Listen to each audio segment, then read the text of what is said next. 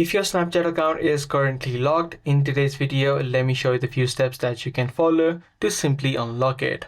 So the first step that you need to follow is open up your web browser and search for Snapchat unlock your account. As soon as you do that, you can see the first link which says unlock your account. And as soon as you enter in this website, you'll be able to see this button which says unlock. Now, before you hit that unlock button, make sure you uninstall any third-party applications or plugins which may have caused your account to be locked. So once you remove those, you can just tap on the unlock option and then you'll be able to add in your credentials and gain access of your account.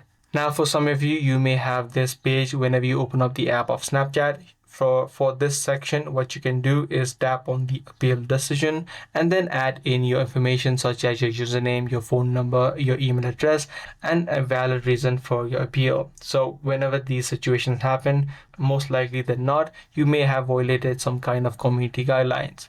So make sure you add in a polite message and the exact situation that you are facing. I do hope this guide video helped you out in solving this issue. If it did, be sure to subscribe. That's pretty much all for today. I'm gonna see you in the next video.